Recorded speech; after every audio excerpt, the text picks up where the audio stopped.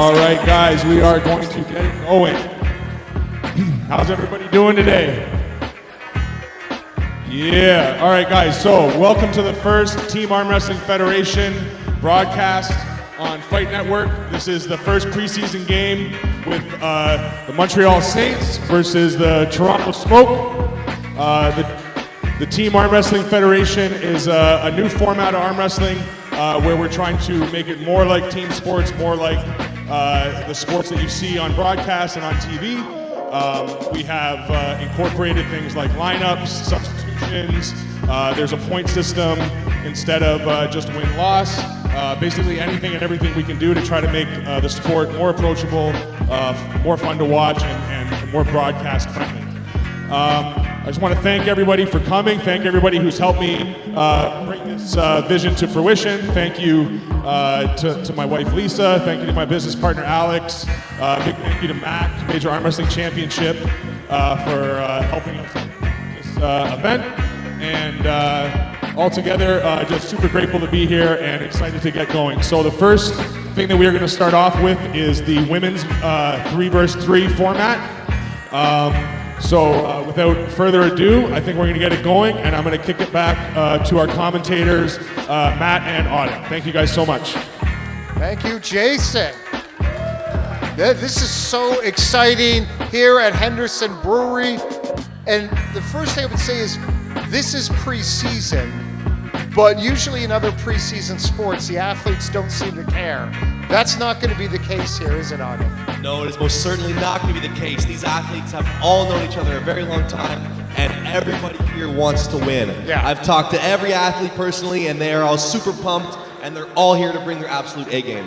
And at first, it's going to be, if you could explain to the audience, the first round on the women's division in terms of how many matches are we going to have here? So we got 3 matches per round, and we got 4 rounds total. So each girl has to pull each other 4 times. And the winner of those matches is going to give a lot of points to their team. Yeah, and this is the weight categories for this one. It's different than the men, obviously. Yeah, we got 3 categories, 3 matches, 1 match in each category. We got the lightweight, we got the middleweight, and we got the heavyweight. And each match is going to be done on the left hand. Okay, so now what I was talking with some of the fighters, and some were going to be going left, some were going to be right. What's interesting is some of the fighters who normally fight right are now for this are going to be pulling left, and I'm just curious about how that's going to impact when it's something that you don't do on a regular basis. Yeah, we'll see. I mean, some guys have a dominant hand, some guys can do both. We're really going to see that play a big part in the strategy of who is going to come out with the win today. And for you, when you're watching these matches, are there things you keep an eye on? And we'll talk as it goes on for people that are new about the difference between hook and press and top roll. But like during a match, what are you looking for to see if someone has an advantage? Like even if the arms are around the same spot, are there things you are looking for where you can see that one person is clearly winning? There's a million things to watch for. The big thing is you can look at the person. You can look at their expression. You can see how they're feeling confident, they're feeling shaky, they're feeling unrestful. You can see that somebody is not ready for the match, and you can tell a lot just by watching somebody and how they react. And what about this? What about the scoring system? What is it the same for the women as it is for the men? Same for the women as the men. 5 points per win. There's a million different ways to get other different points. And it's going to be an incredible match. I think, are we ready to start? Oh, all right. And we're getting set for Toronto Smoke versus the Montreal Saints. And we will let the first fight get going.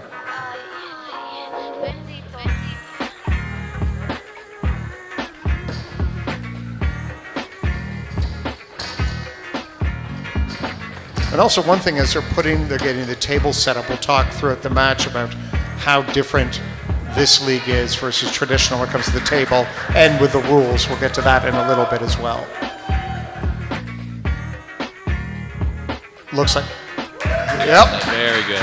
Total control, total domination. And you could just see from her, there's no emotion whatsoever. Like and it's funny with the different fighters. Some of them very bombastic, very loud.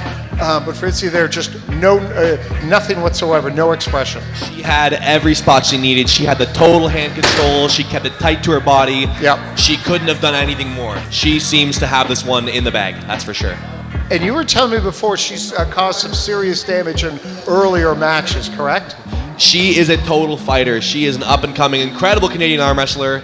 She's doing very, very well, and as you can see, this is going to be a very, very dominant win in her repertoire. Now we're starting out the next match here. Yep.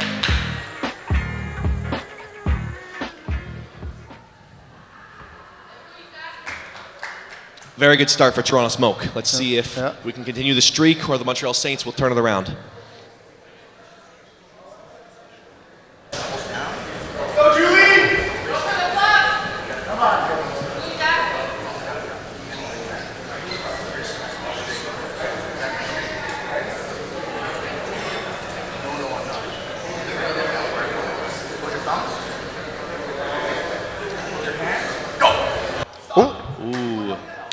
Why was the stop there? What happened? I'm not sure the exact call. They seems to be disputing it right now. Right.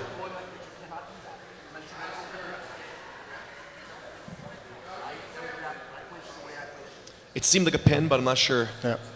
Must have been a foul.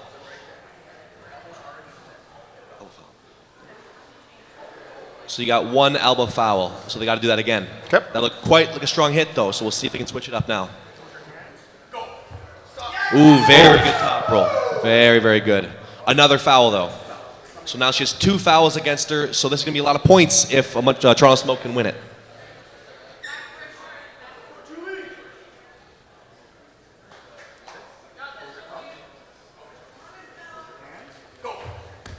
Too much hand, but they're getting the straps this time. We'll see if the straps can maybe switch it up for the Saints. Also, what should people be looking for when it comes to elbow fouls? Like, what are the main things that will lead to that? The biggest thing that's causing an elbow foul is the lifting of the elbow. Right. As Toronto Smoke is hitting, you can see that the elbow is going to jump up because it's too much top roll power, too much hand control, and too much outside arm wrestling being done very well by Julianne. And yeah, the elbow's got to stay there flat, all right. Got to right stay on the grounded. table. If you're lifting the elbow, there's too much advantage gained. In the straps, there may be a different outcome here, so it's always very exciting.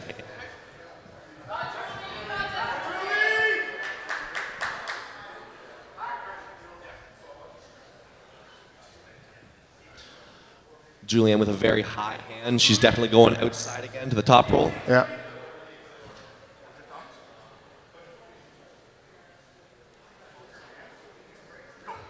Oh, wow. So much speed. That Incredible. was a flash pin. That was most definitely a flash pin. That is the power of a topper right there. Very well done. Toronto with a very good lead. Very, very good. How good does that feel when you get that flash pin? Oh, there's nothing better. You've been training so hard, and finally you get up there and everything goes according to plan. There's no greater feeling in the world. And then on the other side, when when you've been on the victim of it. We don't talk about that. We don't talk about that. Now, I'm interested on the Montreal side. Tiffany Barbeau here is going to be pulling left, and it's not her normal, which is not her normal arm.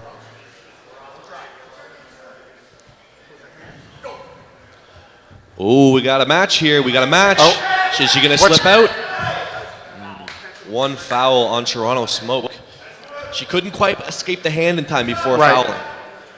They both tried to go for the high spot, and Tiffany just had too much height, it looked like, and wasn't able to escape. Maybe this time it's different. Ooh, good slip. That's the second time the hand has slipped out. Another foul, unfortunately. Yeah. Yeah, got to keep that elbow down.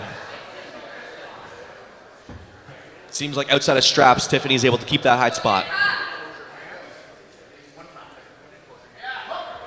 Didn't close her hand in time. That's also a foul.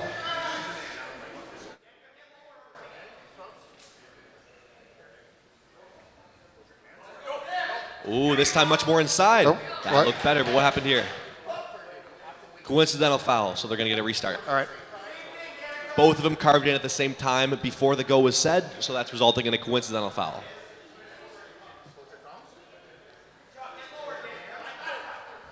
Ooh, much more inside. Looking good. Oh, she's got the top. Wow. What a great comeback. Yeah. See, that right there was very good arm wrestling. Couldn't quite top roller, so she changed her idea, went in with the hook, and really showed that adaptation is quite important. And just pushed through the hand at the end there. Right through the hand, started it in the hook, then took the hand back into the roll. Yeah. Toronto with an incredible opening lead. This is a very, very dominant opening. We'll see if maybe endurance or strategy might get switched, and it'll have to come into play.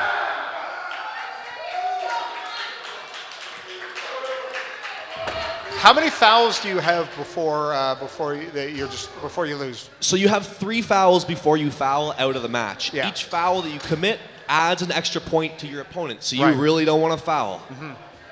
Man, it's so important to what happens like right before the start. The setup is so very much in arm wrestling.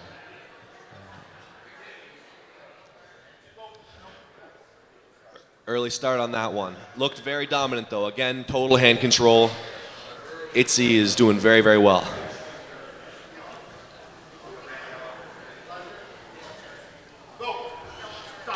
Oh, definitely a flash pin there. Very dominant. Wow.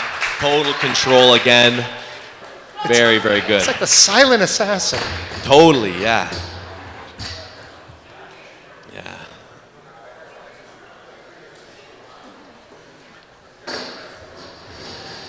And you watch moments like this and you wonder, will eventually you see more arm wrestling eventually in the Olympics and things like that, and you watch matches like this and like there could be a lot of gold somewhere down the road. There most definitely could. We have a lot of young talent in Canada, and she is definitely no exception. Let's see, can Toronto continue its dominant winning streak?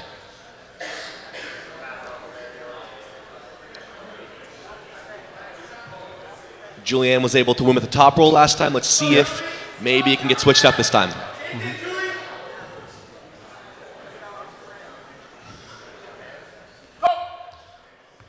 Oh, wow. That was, again, too much hand control. Yeah. That is textbook top roll. She is doing everything perfectly. That high spot is totally getting dominated.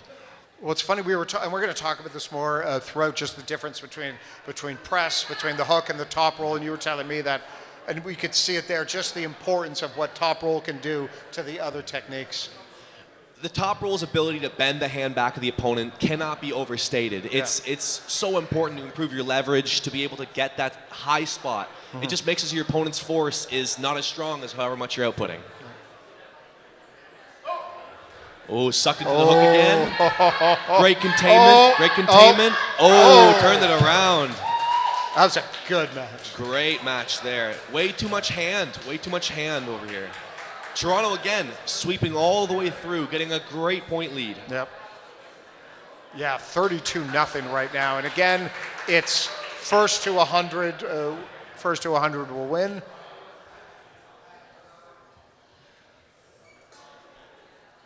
And it's 5 points for a win. You get another point for a flash pin. And then if a lower weight opponent defeats a higher one, that gets a point as well. Exactly. If you need the points, there's a bunch of different ways. You got things like gambles, things like substitutions. You can intentionally make your opponent foul or rack those points up. There's a million ways to win this game. Yep. Let's see if Itzy can continue her streak of dominance. The last two have been good. She first time just held and talked to her and then went for the flash pin. And you can see the opponent with the leg wrapped around. Oh, now they got straps. Let's see if that changes anything.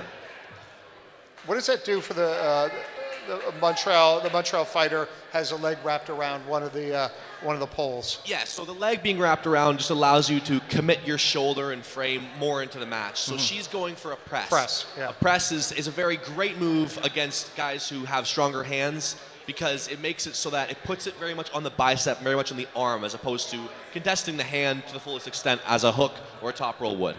So she's really trying to put it in the arm of Itzy and trying to make her open away from the hand. We'll see if it's possible. It seems like Itzy has everything she wants in the set. Very high thumb, high knuckle, everything you want as a top roller. Way too much power. Flash pin again. Jeez. Incredible dominance shown by Itzy. Toronto is off to an incredible start. Yeah.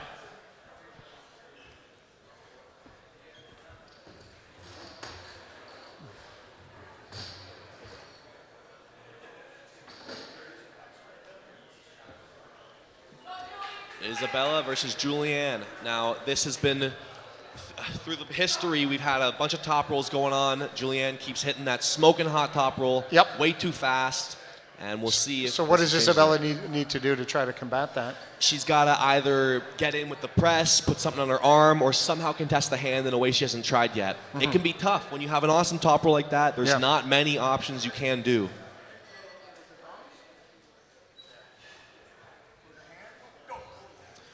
Trying to slip out here. Let's see if she can get out. Oh, she cannot. That is the worst. When you get that thumb grabbed, there's nothing, there's no place you want to be other than that. That is the absolute worst spot to be in. So, can you explain just how she managed to get the thumb grab like that? So she went for Julianne went for the top roll. Yeah. And her opponent couldn't quite contest, so she tried to slip out, but Julianne didn't want to let her out that easy, so she grabbed her right by the thumb and couldn't escape from the match. It is the worst thing that can happen to an arm wrestler. You just have to feel so helpless at that point. Oh, it's the worst. You get all your power taken away. Right. Ooh, deep inside and ripped to the outside of the. Way too much top roll power again. Yeah. That's 3 rounds in a row that Toronto has totally swept.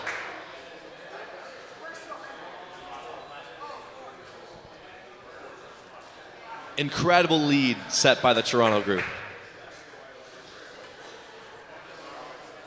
Yeah, and it hasn't mattered yet who was fighting who. Like you wonder, can Montreal can they find a combination of fighters that they can get an advantage? Yeah, we'll see what happens. This is the last round of the women's division.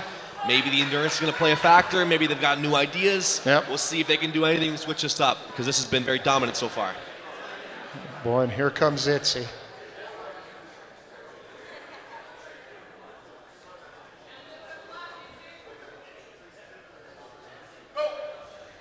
Again, way too much hand. She's got that under full control. Yep, she's starting to. She's nodding. She's got everything she could ever need. That is a very dominant display. Really making a statement today. Letting her hit her spots, and it just doesn't matter. Too much control by the Toronto. What are they feeding these kids in Toronto? What is going on? This is insane. It's the rage from the traffic. They're going to the straps. Okay.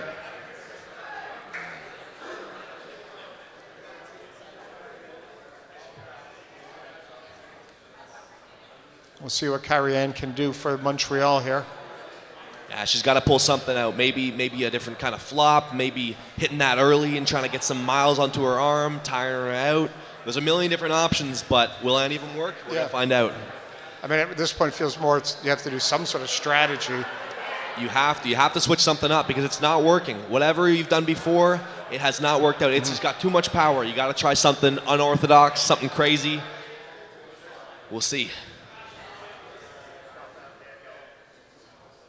Again, it looks very comfortable, very, very comfortable. Yep. She's getting pulled down on the rise, but she's got a great thumb depth. She's got a lot. Again, total control. Yeah. She's got everything. She's got it nice and tucked in. Kyrie's trying on the press.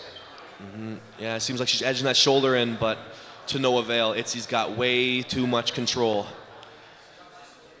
I'm not even seeing Itzy's arms really move. Like, it's not incredible. Shaking. No, she's got everything she needs. If you see, she's got that cup in. She's got Kyrie's hand bent back. She's got every angle she could ever want. Total control. And it's just waiting to sap the energy here? Seems like she's posing with her, trying to tire her out, maybe trying to add something to the highlight reel, but totally just has absolute control. Could finish this match at any time if she wanted. Maybe she's trying to make her foul to get more points for the team, but it seems like she just has everything she needs. Let's see if she'll quit. That's the real thing. She might be trying to make her quit. Kyrie's staying, fighting. She's staying. She's staying. Oh, and there's the finish. There it is. Incredible, dominant performance shown by Itzy. A lot of sportsmanship as well at the end of these matches here. Great sportsmanship.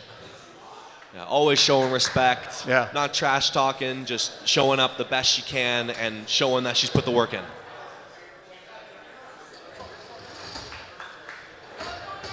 So that was a total sweep. Itzy won every round dominantly. Now let's see with Isabel and Julianne. Well, Julianne has been dominant as well. Very dominant. Awesome top roll. Round 1, it was much tougher. There was a lot of fouls, a lot of restarts. But since then, Julianne's kept that high spot and has not been able to get pulled out of it. And Julianne's, her other arm, her non-fighting arm, just has that high angle thing going on. Yeah, very high angle. She does that so that she can drop extra hard. Okay. If you have your arm too low, it can get caught in the table. Right. Oh, better start. Better start. They're a bit 50-50'd here. Oh, and they're going straps. That was a much better start by Isabella. We'll see if maybe she can pull something on the straps that we haven't seen before.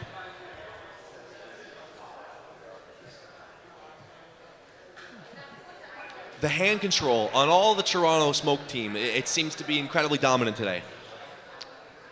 I want to ask, but I don't want to step in front of the match. Like, what training, what workouts do you do just to get that, just to improve that hand control? Maybe we can address that after this one. There's a lot of different ways to improve your hand control. The most important one is just get on the table and arm wrestle as much as you can. Right. You want to get good at arm wrestling? Yeah. You arm wrestle. So just reps. Reps. Time under tension. Julianne with an incredibly awesome setup, very high hand. She's got all the depth through the hand that she ever could need. Yeah. That'll allow her to bend her wrist much better and be able to bend the wrist back of Isabella even harder. Is it going even because Isabella was sort of pointing to the judge that to make sure that everything is even? Yeah, very uncomfortable in the strap. It can be hard to find comfort in the strap when your hand is being beaten in the way that Julianne is showing the dominance. Keeping that shoulder in real tight. Maybe we'll see some sort of press, but it's going to be fast. Nope. Ooh. Early start. I don't know if they call that. Might just be a warning. That's a fine line between a warning and a foul. Very fine line. Very fine line indeed.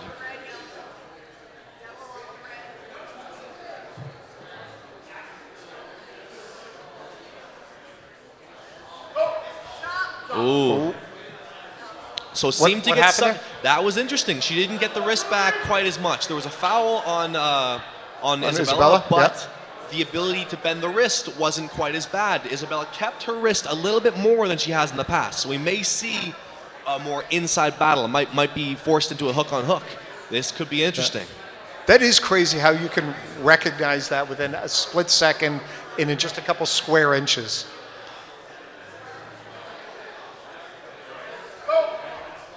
Oh, maybe not. She might just be posing with her. Too much power. Similar foul that time, or what? Similar foul, same idea. I think she just fouled out there. Or is that 2? They got one more, so.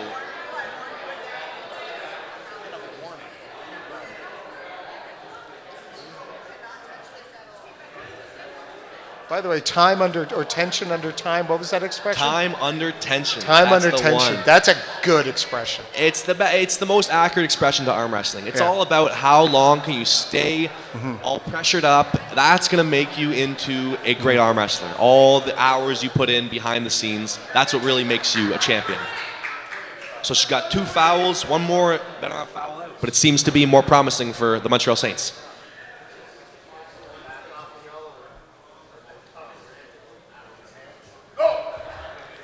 Oh, going into a hook this time, allowing her into her lane. Julianne looks very comfortable, though. Doesn't seem to be, way too much power. Was just waiting for that moment and pounced. Just totally posing. She had every option. She probably could have toppled if she wanted, but allowed her into her lane and was still way too much.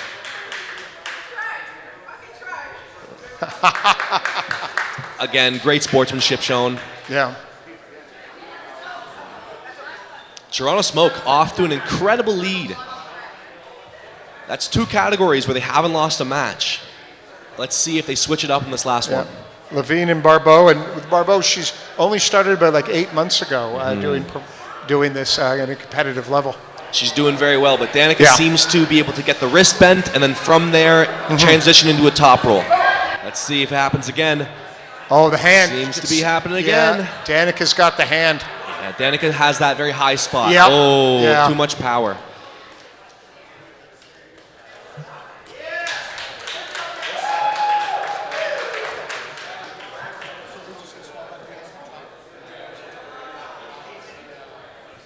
And just like that, that is that. Total sweep by Toronto Smoke. They couldn't have asked for a better opener. Could not have asked for a better way to start the event. And just some really high-end competition. Just those competitors, and for Toronto Smoke, I mean, these are people we're going to be seeing for years and years. Yeah, a lot of awesome potential here. Great champions in the making.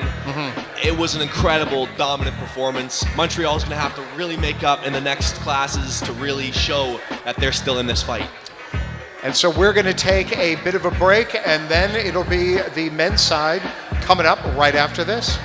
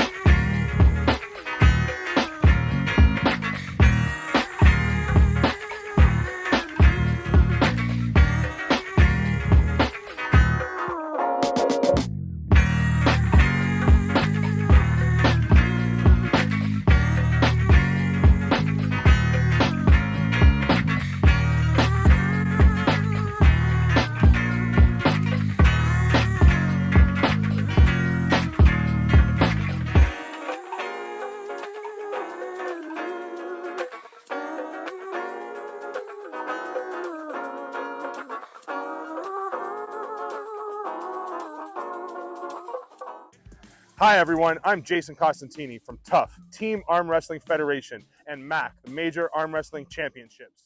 Today we are going to go over the rules of how a match starts, what constitutes as a foul, and how you win a match. All right, everyone, this is the MAC Arm Wrestling Table by Major Arm Wrestling Championships.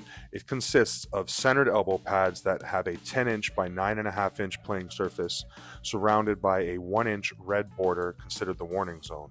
There is a 2-inch circle in the center that signifies the neutral zone of the table, and the elbow pads are depressed by 3/4 of an inch. The pin pads are 3 inches from the elbow pad surface.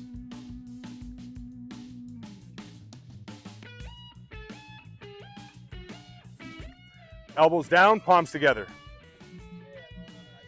Move this back a bit. Webbing is even. Close your thumbs. Close your hands. Go!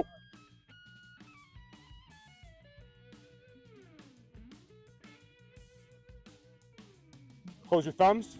Close your hands. Stop. One foul. Covering the knuckle. Covering your opponent's thumb knuckle is a foul. Close your thumbs. Close your hands. Go! Stop. Foul. Early start. Any movement off center or bending of the wrist before go is a foul. Close your thumbs. Close your hands. Go! Warning, warning. The red border is a warning zone. You are allowed to touch it, but if you ride on top of it, you will be given a warning and told to get back on the playing surface. Once back on the playing surface, the match is live. But if you repeat this and get a second warning, it is a stop foul. All fouls are stop fouls. If you clear the border completely or fail to correct the warning, it is a foul. Close your hands. Go! Warning, warning. Stop! Lifting your elbow is not a foul until it clears the 3/4 inch depression. Then the ref will call a foul. Stop! Elbow foul. Close your thumbs. Close your hands. Go! Stop, stop. Shoulder foul. Close your thumbs. Close your hands. Go! Stop, stop. Shoulder foul. Close your thumbs. Close your hands. Go! Stop. Shoulder foul.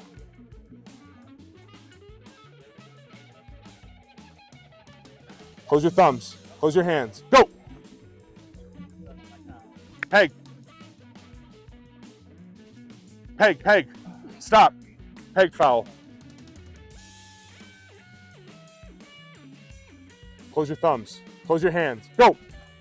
Stop. Win. A pin is when any part of the hand from the wrist to the fingertips touches the pad. Close your thumbs. Close your hands. Go. Stop. Win.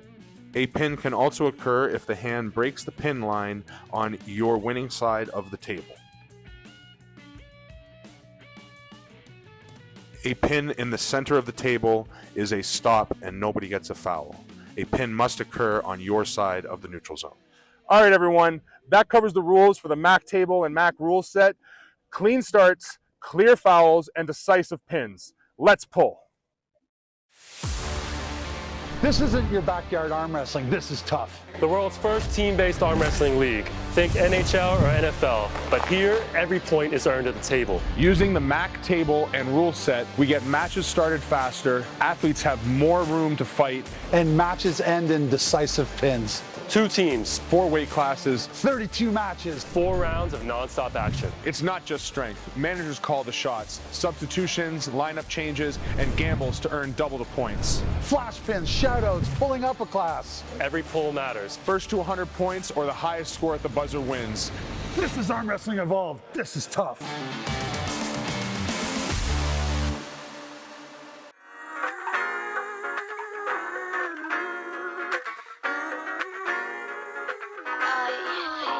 Bendito.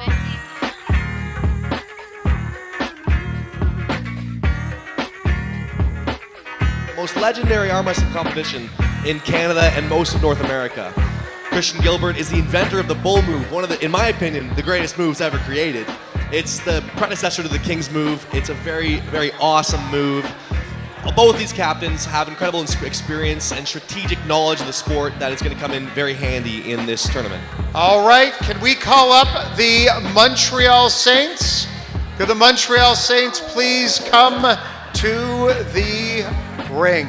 I guess I should probably say ring would be the ridiculous word to say, but first get the Montreal Saints. What are some of the matches you're most excited about between the two groups?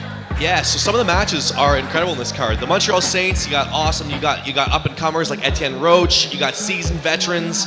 You got everybody possible. You got guys like Curtis Cameron from the OHH. You got Brendan Lemon Mulvihill. You have every athlete they could possibly grab, and their team is very, very strong. It's going to be a very tough day for the Toronto Smoke to beat a team of this caliber.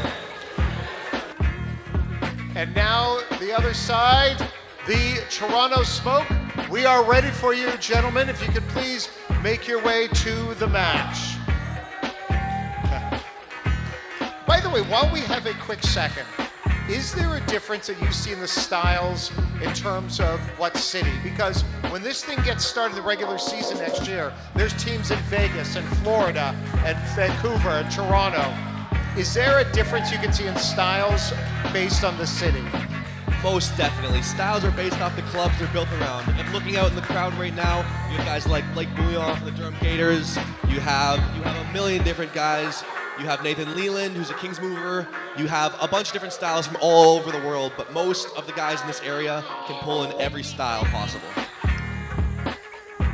And what do people need to know in terms of, actually one thing in terms of the point systems, talk about like the gambles and the odds we could see someone from a lower class beating someone from a heavier class. Yeah, so we got awesome competitors today. We got guys like Alexander Koshadze, who is very likely the favorite in the lightweight division, so we may see him pulling up.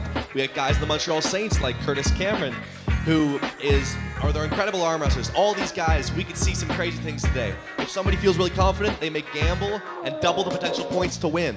So it's going to be a very tough day, lots of strategy, lots of different ideas going into this, and the coaches have their work cut out for them, that's for sure. What about for you? What challenges have you ever had to do that where you've taken on someone that was far above your weight class?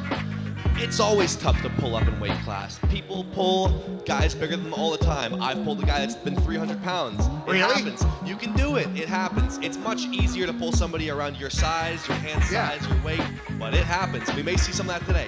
What was your strategy? You're taking on somebody who's 300.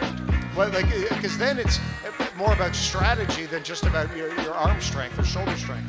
Today, we're going to see, like you were saying, it's not just strength. You need to arm wrestle perfectly. You need to strategically pick your opponent apart. Everybody is different. Everybody has different strengths. Some guys have an awesome hand. Some guys have an awesome arm.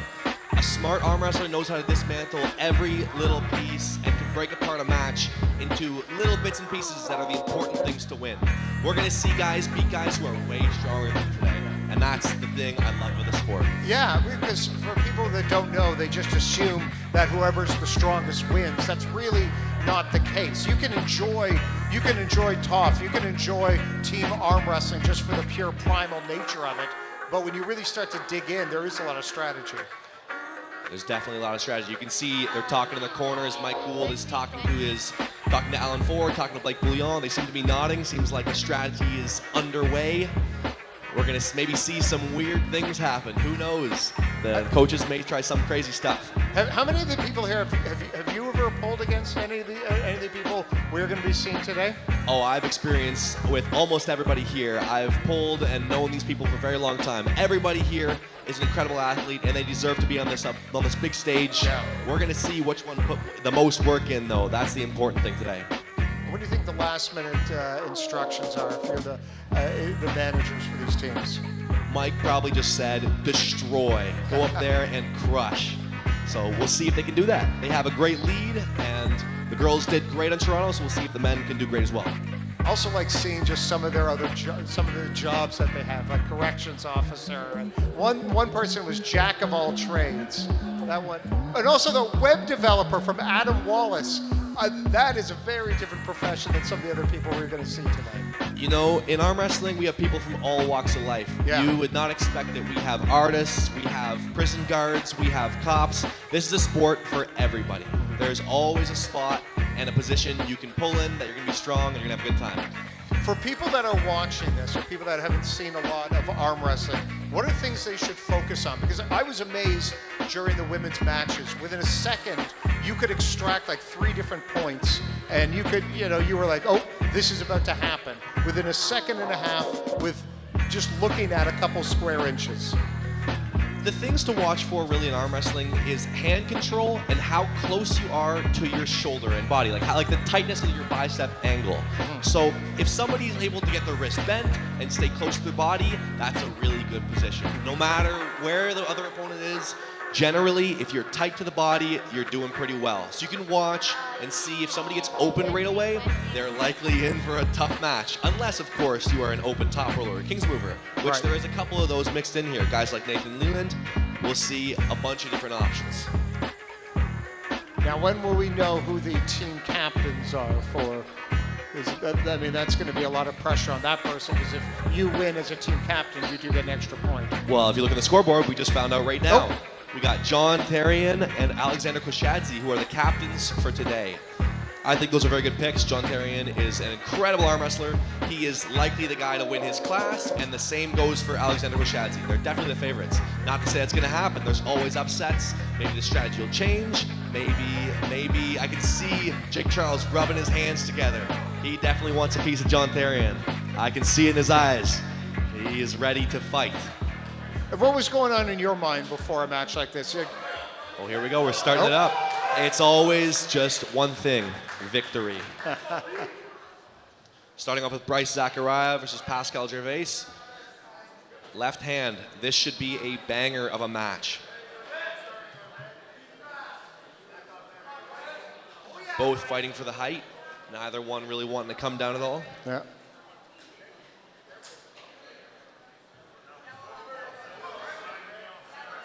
Pascal, that was fast. Interesting start.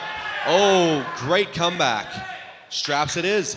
Seemed like Pascal got a great start on that round. Bryce seemed to miss the go a little bit and seemed to turn it around anyway. So in the strap, if he can get a better start, it might be leaning towards the Toronto smoke. Pascal may have to pull something we haven't seen out. getting some advice from his cornerman BLM.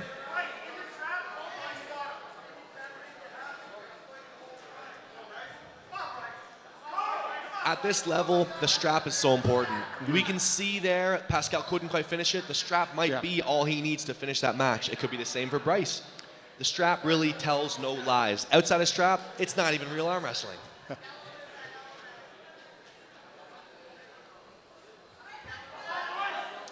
Both really fighting for that high spot. Opening the thumbs real wide, neither one conceding any angle. I mean, the battle before the battle is always remarkable. Bryce leaning that shoulder in real hard. Yeah. We'll see. Oh, it seems like Pascal seems to be in control. Bryce edging that shoulder, but Pascal looks confident, looks calm, taking his time. Oh, starting to stress more. I don't know, Zachary's... One foul on Pascal. Was that a shoulder, elbow foul? Elbow foul, it came off the back of the pad. Now, it seemed like Pascal was playing at the start. It seemed like he had the control, he got his spot he wanted, but Bryce maybe had more than he first anticipated.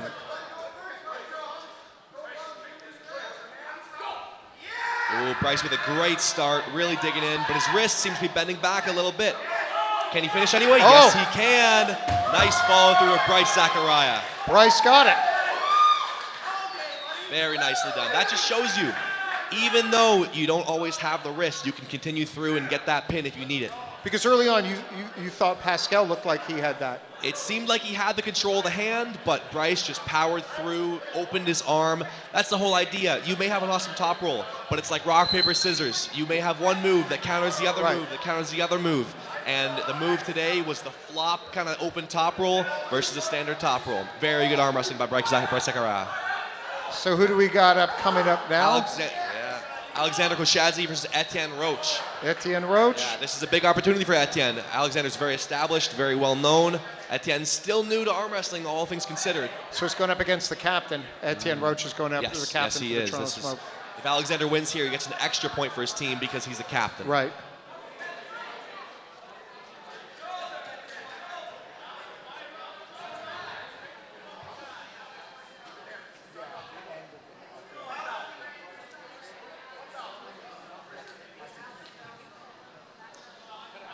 Seems like Etienne's having trouble setting up, not getting exactly what he wants. The ref putting him in his place.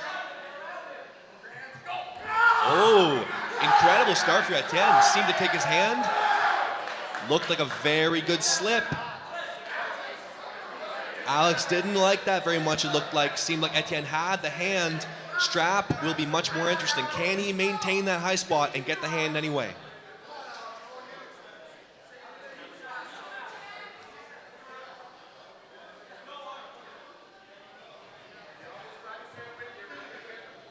This is a big moment for Etienne. If he can get this win, this is going to solidify his place in the rankings very high. People are going to really start watching this if this happens. Alex is not looking comfortable. It must be even cooler when you beat a captain on the other side.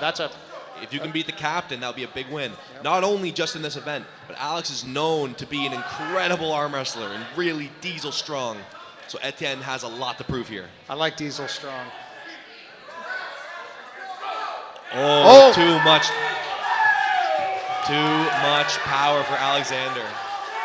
That wasn't a flash, but it felt quick. Not a flash, no, but it was definitely showed that he's not quite ready. Alex shows why he's known as an incredible arm wrestler. He has so much hand, and in that strap, he really got the spot he needed. Yeah. Good win for the captain. Great start for Toronto Smoke. Captain John Terrien. Captain John Terrien versus Blake for the Saints. Let's see. Blake has a lot to prove here. Same kind of thing as the last one. Blake is definitely the underdog, but John is super, super strong. So we'll see if Blake can do anything tricky and throw him off.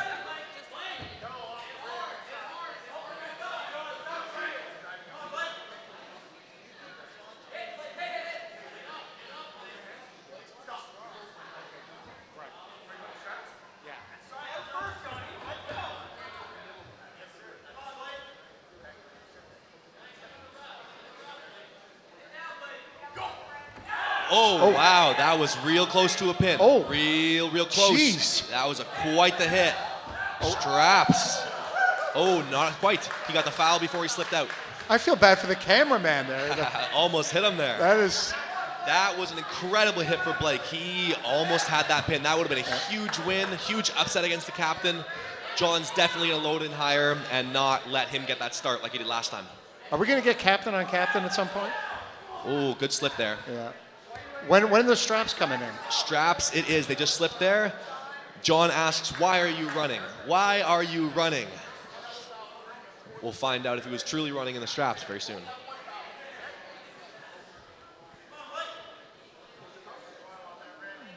Well, they're not going straps.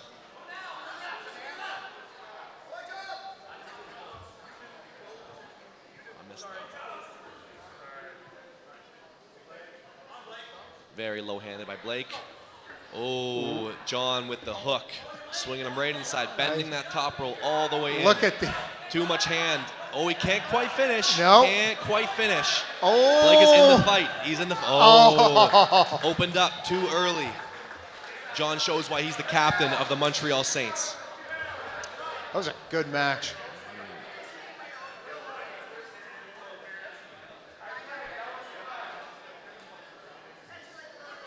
So right now it is 13-7 for the Toronto Smoke over the Montreal Saints. Again, we are in the first round. Joseph Spoljar versus Jake Charles now. Now this is going to be on the right hand. Both these athletes are super diesel strong, so we will see. We will see. Yeah.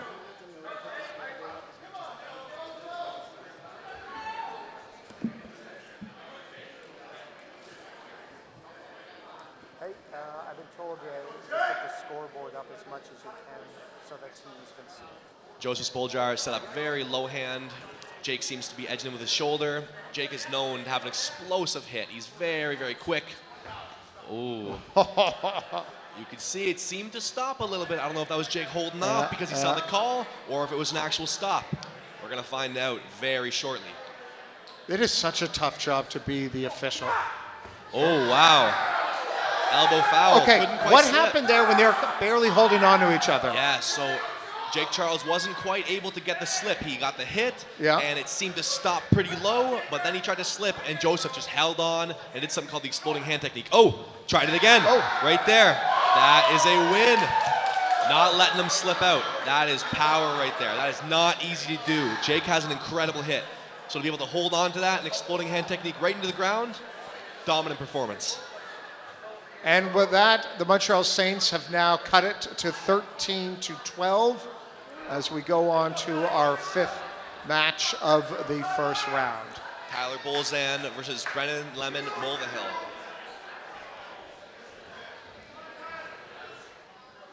Close match so far, only 1 point difference. Yeah. Anybody's game.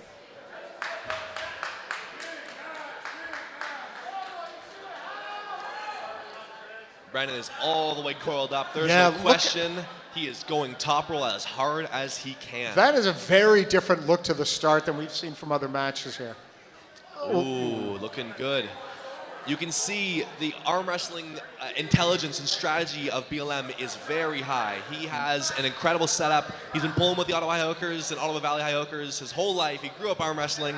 He is a technician at its finest. I was going to ask at some point just about the importance of table IQ. Very high. If you have good table IQ, you're able to adapt. You're able to change and you're able to find where your opponent is weak.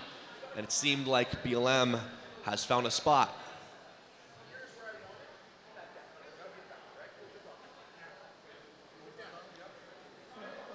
Tyler is just hugged up against that table.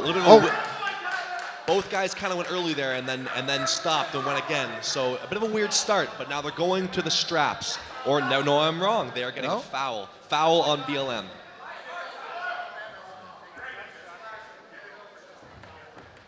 Let's see if this goes any different.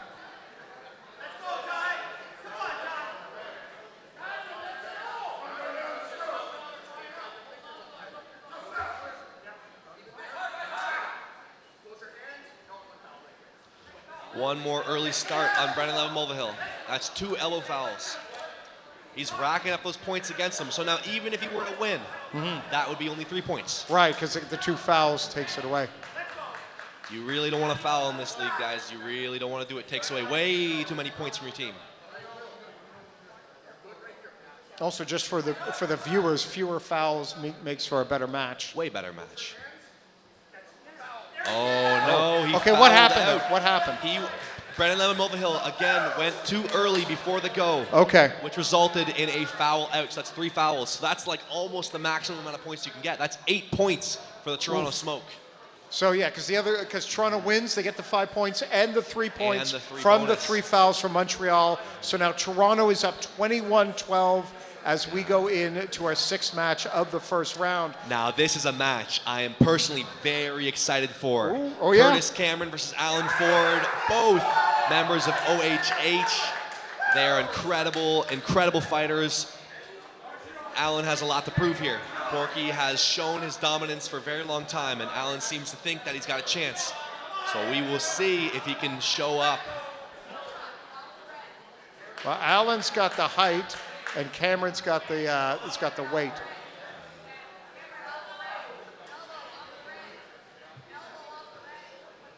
Porkchop staring into his eyes, looking very serious. Seems to like what he feels.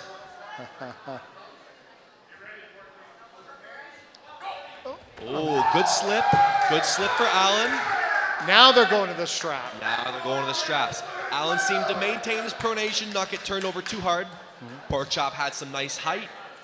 The straps will tell no lies. I remember Porkchop from last year. Him and Jason had an epic match. Yes, they did. Porkchop has been around, pulled in the MAC table in this Yeah. format often. So both these guys have pulled in the MAC table plenty, so they're very, very seasoned at how this flow goes and how the table affects the match.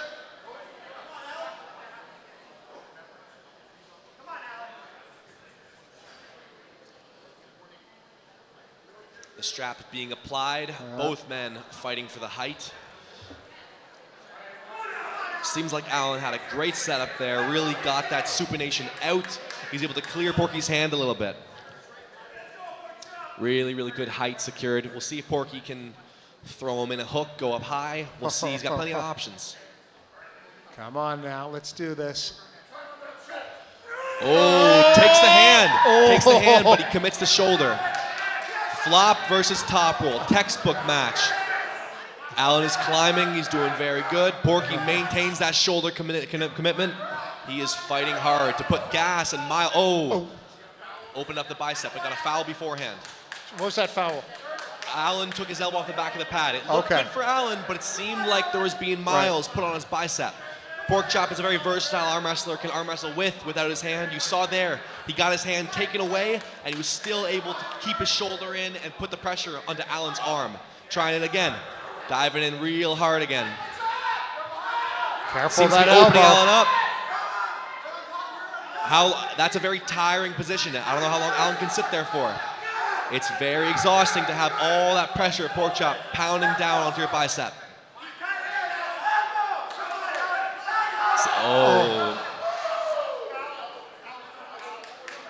Seems like they got maybe another foul before the pin. One more foul before the pin, so Porky's gonna have to do it one more time. So Alan now has 2 fouls, and he's got definitely a lot of miles in that arm. That is not a fun position to be in. But Curtis is breathing heavy. Like he's exerting a lot on this one. That definitely tired Porky's wrist out very, very bad. Yeah. But the arm of Alan, the wear and tear that Porky put onto his arm cannot be understated. That getting flopped in that position and holding on as hard as you can and keeping that bicep engaged, there's almost no more tiring move you can do. So we'll see in this 3rd round if Alan is able to maybe get more cup, maybe get more shoulder commitment, and really make Porky outside his shoulder. He's got to get that shoulder separated from Porkchop. Well, because with Alan, it's the opposite of being in. He was there was nothing in. He was like what I was saying before. He had the hand. He's got the hand control. Yeah. But because Porkchop's able to stay so tight and keep his shoulder so committed, it still stays pretty even. Right. Very impressive performance by Alan, though. Taking the hand of Porkchop is no easy feat. No.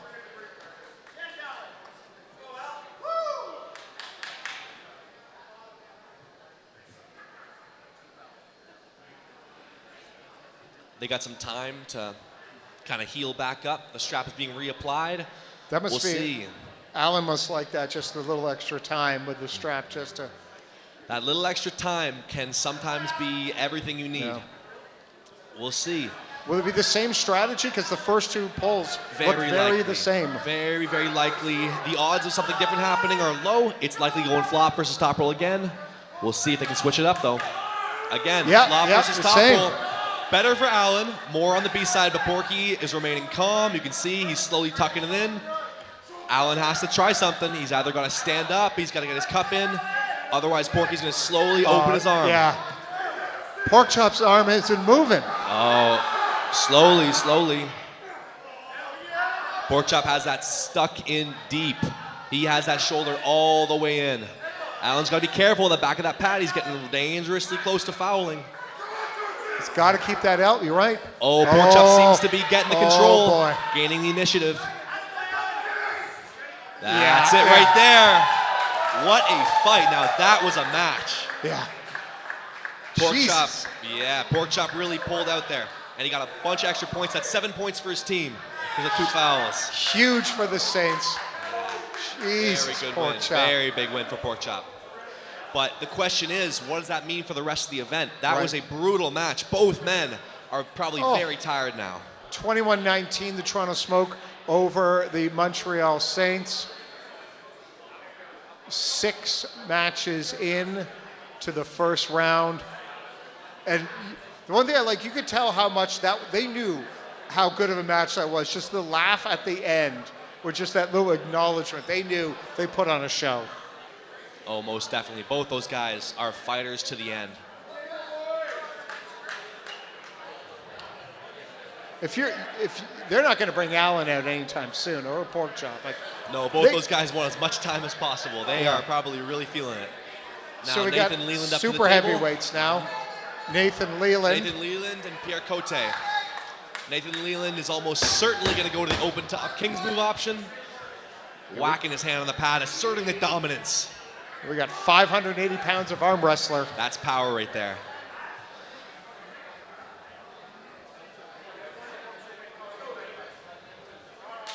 Now this is an interesting stylistic matchup because I know Pierre has the opportunity and the option to flop.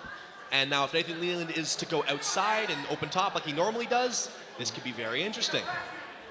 The flop versus the King's move is a story as old as time. Yeah. Oh, ripped into a hook. Deep inside the Careful, hook. that Leland's elbow. Yeah. Leland's elbow. Oh, he's real close. Oh! Lot of power there. Lot of power in that hit. Great match. You can feel the power from where we're sitting on that one. That energy is electric. You can feel it buzzing in the room. And Montreal's now taking the lead 24-21 over the Toronto Smoke. The final match of round 1, Matthew Boucher versus Rick Heidebrecht. Let's see. Whoever wins this one takes the lead for round 1. No gambles or subs used, no timeouts, so they got plenty for the next round.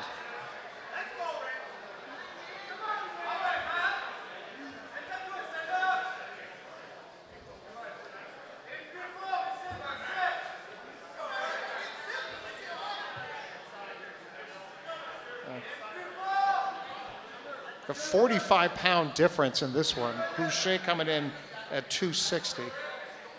Rick Heidebrecht is a big guy. Yeah. Oh, seems to be sucked inside. We've got a match in our hands. The wrist isn't totally in by Matthew, but they are in for a fight. He's getting warned. We got one foul. One foul. He was on the red line, wouldn't get off in time. That down rep told him to move, but he wasn't able to move in time. So that's one foul for Matthew Bouchard. Is Heidebrecht the biggest guy here? Most definitely. Heidebrecht is the biggest guy here. He is something like 6'6", massive, big hands, total monster of a human being. Also a really nice guy.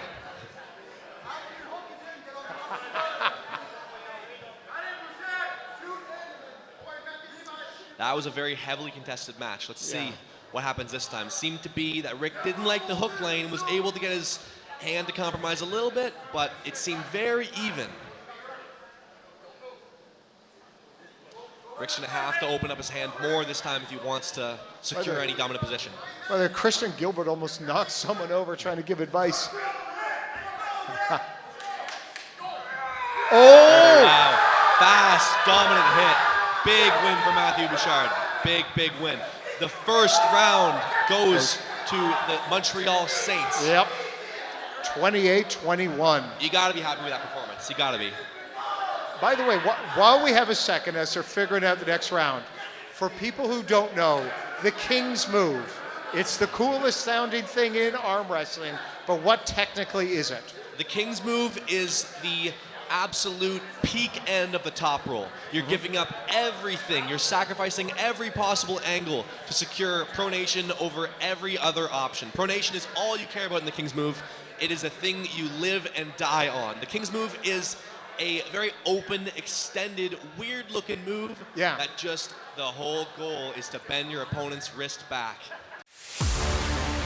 This isn't your backyard arm wrestling. This is tough. The world's first team-based arm wrestling league. Think NHL or NFL, but here, every point is earned at the table. Using the MAC table and rule set, we get matches started faster, athletes have more room to fight, And matches end in decisive pins. 2 teams, 4 weight classes. 32 matches. 4 rounds of non-stop action. It's not just strength. Managers call the shots, substitutions, lineup changes, and gambles to earn double the points. Flash pins, shoutouts, pulling up a class. Every pull matters. First to 100 points or the highest score at the buzzer wins. This is arm wrestling evolved. This is tough.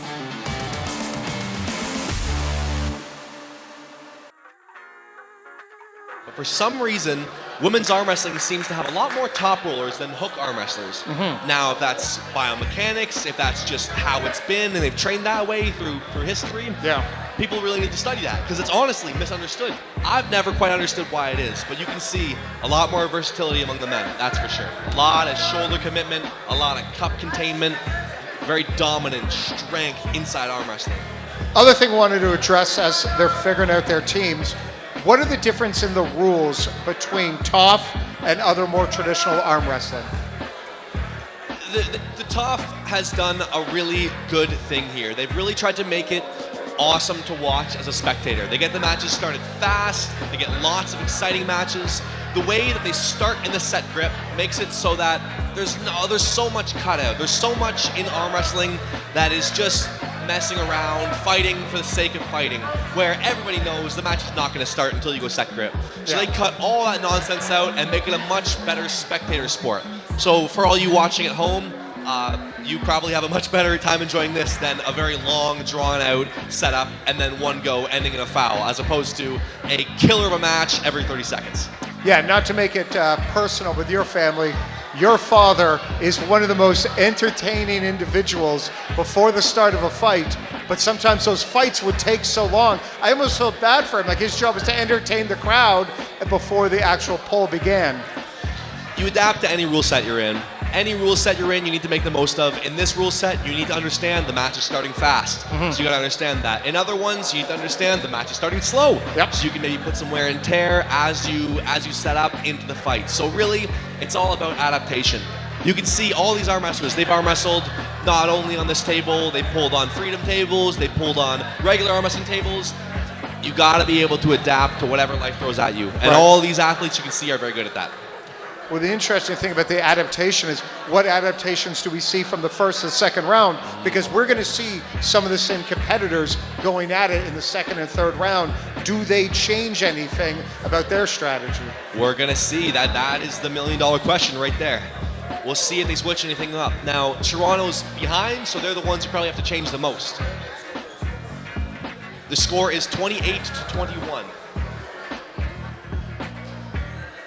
Yeah, Toronto got off to an early lead in the first couple matches, but then there it is, 28-21. The Montreal Saints lead the Toronto Smoke going into the second round here, and again live at Henderson Brewery in downtown Toronto. Oh, you can see right here, Alexander Koshadze is pulling a doubleheader. He's pulling up against John Therian, who's also the captain. That's a very exciting match. So he's pulling up. He's pulling left. Oh, he's pulling right first against Etienne Roach, and then he's going to pull against John Therian on the left. So that's very exciting. Right. So that'll be in the second match. Yes. But first, we're starting off with Bryce Zachariah versus Pascal. Going for it again. Bryce was able to get the win last time. Let's see if Pascal has made any adaptations, see if maybe the wear and tear from the last match is going to play into effect. Much more cup this time. Pascal on the offense. That's real low. Not quite a pin, but real low. Oh, the hand is gone. You just saw that flip of the hand at the last second. What was that called? Foul on Bryce Zachariah. You can see Bryce held that less than an inch from the pin pad. That was as close as you can be to a pin without it being a pin. Yeah. But Bryce, again, it seems like his endurance might be too much. He's able to stop the match, then work into the hand from there. We'll see in this restart if the endurance plays a factor again. Similar story to last time. Good start for Pascal. Oh, again, much more inside for Bryce. He's staying real tight. He's got the hand bent. Pascal got a foul called on him. He was on the red line for too long. So is that a foul on Pascal? Foul on Pascal. We got a foul on both athletes now. Okay. Seems like Pascal's got to do something new. Bryce seems to be just picking him apart slowly. Tiring him out, keeping that hook deep into him, opening his arm angle. Again, deep in the hook. Pascal's tighter this time. Yeah. Looking better from Pascal, but will it be enough? Bryce seems... Low. That's a pin. A pin? Yeah. They might have called a foul beforehand. Foul on Pascal. Well, you can see the official's been very focused on Pascal's elbow. Again, we have a great team of refs. They're always watching, making sure Pascal wasn't able to stop the match without being off the red line again. So that's one more foul for Pascal. He's got one more foul before he fouls out. That'd be huge for Toronto to get back in this. Bryce is in a very good spot to get some points for his team. Yeah, and also help with the momentum because... Again, Bryce has so much power. Yep. Seems like they're warning Pascal to get off the red. He's real close. But can he stop it without fouling? That's got to be. There we go. Winner, Bryce Zachariah. A well-earned win for Bryce in this first match of the second round. Very good victory. Bryce's endurance seems to be too much for Pascal. Pascal always has a great start, but Bryce is turning it hard. Etienne Roach versus Alexander Koshadze. Koshadze being the captain. Right hand, we saw this last time. Etienne Roach is, who's Etienne Roach taking on? Last time they pulled, Etienne almost got the pin outside the strap. Almost. So we'll see if maybe this time he can switch it up. Much better, much better. Almost a pin. Early start from Etienne, but he was able to maintain Alex a little bit more this time. There's a chance he can pin him outside his strap. Etienne outside his strap looks like a force to be reckoned with. Seems like Alex really has to try to slip from this. It's important for the captain. Oh, again, Alex gets out this time. Dumps the hand, smart move from the captain.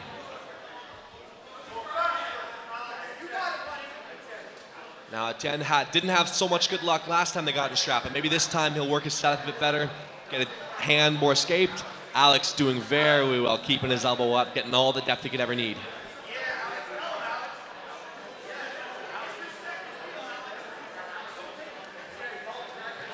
Etienne needs to create space. He needs to get as far away from the hand of Alexander as possible.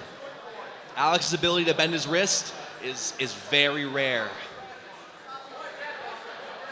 So much strength from that guy. So this more about the shoulder? Is this what it means? This right here is a classic hook versus top roll match. Okay. Alex is trying to bend his wrist over everything, and Etienne is ripping that outside lane top roll high hook. And last time Alex was able to get him bent in with his wrist and really throw that hook onto him. Again, it's rock, paper, scissors here. We'll see which one can do their move better. Etienne's got to get that hand back. Alex keeps lifting his elbow, getting all that depth. He's a very smart arm wrestler. You can see Alex is pushing in, trying to create all that space that Etienne created. He's trying to soak it all up. He's trying to absorb all of it. Because the closer you are to your opponent in the hand, the more ability you have to bend your wrist. Etienne being very smart, telling him to put his elbow down. Alex is fighting with that elbow up. Yeah. That's a tough thing to enforce because one guy wants to pull up, one guy wants to push forward. Who do you foul?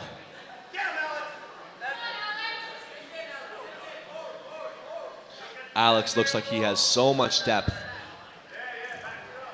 Okay. Alex had an incredible setup, really got everything he could need. Etienne also has depth, but that might not be what he wants. Oh, better. Much better fight. Etienne's much more in it this time. Oh, but he opened up. Seemed to have maybe rushed the pin a little bit too early. So was there a foul there late? What? I think it was a pin. But winner, Alex. No, that was winner, yeah. Yeah. Etienne really stuck it in, but unfortunately, Alexander just opened him up. He had way too much in the hand, opened. Alex is an incredible arm wrestler, and he's doing a double header here. Might take a second. 34-28, the Toronto Smoke over the Montreal Saints. And the captain is back again. Double captains here. We got Alexander Kuchaz who's a captain, and we got John Terry who's a captain. So one of the captains is going to lose This right is now. huge. If Alex wins this, you get the bonus points because he's fighting up. If Alex wins this, it's not just one bonus point. Yeah. It's captain bonus point, it's pulling up, and it's the win. This There's will be a lot on big the line here. A lot of points on the line here. Oh, good start for Alex. Good start. Seemed to have hand control. To the strap. John giving a nod to his team, seeming like he's confident, but the confidence may be misplaced. 25, 30-pound difference between these two gentlemen.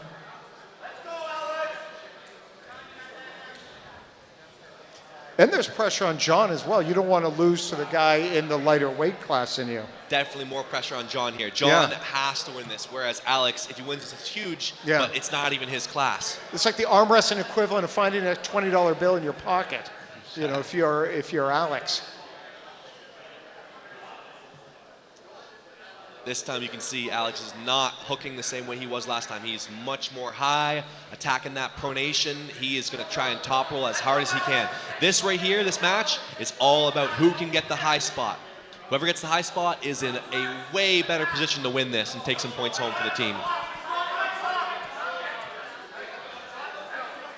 Alex is doing very well. He's incredibly high up. You can see he had everything his setup could have wanted. I'm surprised that John is allowing that. That is incredible. He has so much height.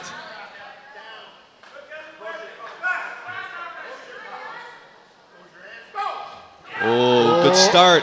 We got a match. Seems like John's in control, though. He's got the cup in. Seems to be smiling and winking at him. Oh, can't finish it, though. We are in for a match. Can't quite finish it. There we go. Third time's a charm. Very good fight, though. John needed to win that. John needed to win that, and he did, securing those points for the Montreal Saints. Now, why do you think the manager decided to have Alex do a double? By the way, it is now tied 34-34. Tied up. Look at that. Yep. It is really anybody's game. Fourth match, second round. Blake Bouillon versus Joseph Spoljar.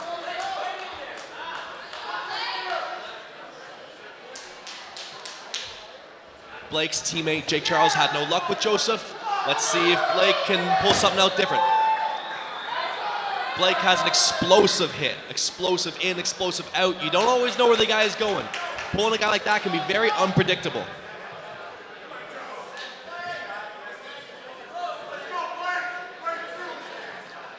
There's not many guys like Blake Bouillon who can switch their position very rapidly. He is able to commit that shoulder, and before you can even blink, he's back outside, ripping into the top roll.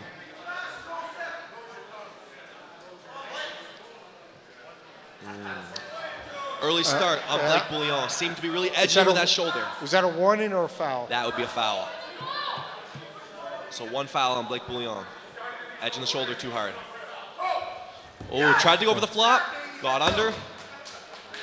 Joseph had the hand control, but Blake committed that shoulder real hard. The strap is where it gets very interesting because Blake's flop, it only really works in strap. So now that the strap is going to be applied, Blake could have he has a lane here, that's for sure. And the funny thing is like talking to these gentlemen before, everyone is like so nice and accommodating. And then in this environment right here, it's the exact opposite emotion. This is what these guys live for. They come up here to fight. This is a fight. Yeah. You can be friendly, you can be all that, but when you're on the table, it's not about feelings. It's about winning, and it's about showing how much time and energy you've put into this. So Blake has the advantage now with the strap. Blake has options. Blake's got plenty of options. He dives, too much power. Joseph kept the wrist flat, wasn't able to even get into his flop. Wow. Very dominant win. Montreal Saints take the lead. Just an explosive finish by Spoljar, and Montreal's now up 40-34, 4 matches into the second round. Now, this is a match we didn't really get to see last time. Tyler Bolzan versus Brendan Lemon-Mulvihill. Brendan fouled out last time, resulting in a lot of points for the Toronto Smoke. That's right.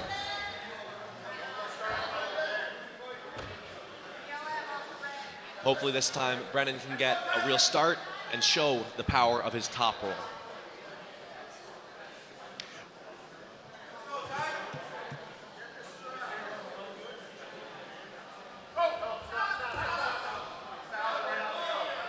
Early start on Brennan again. Really, another... He seems to keep going early every time. He's really making sure he's hitting that go, but he's going a little bit too early every single time. It's a very fine line to dance around before the go, because good arm wrestlers can sense the go is coming. So you get like antsy. You really want to hit that go perfectly. So often you can go a little bit too early.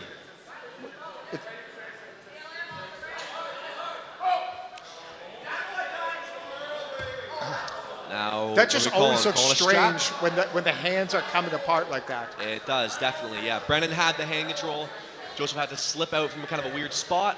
But now the strap is finally applied. Well, going to be applied, and we're going to see who's got it from here. Also, like these false starts where a guy's going a quick second, it reminds you like in a 100-meter dash in the Olympics. Right. Where if you false start, you'll be out. Yeah, this is a match we really want to see. So hopefully we can get a real go and both athletes show what they've been training for. Less foul, more fight. Fouls are no fun. Nobody wants to see fouls. Early starts they're the worst. They're the worst.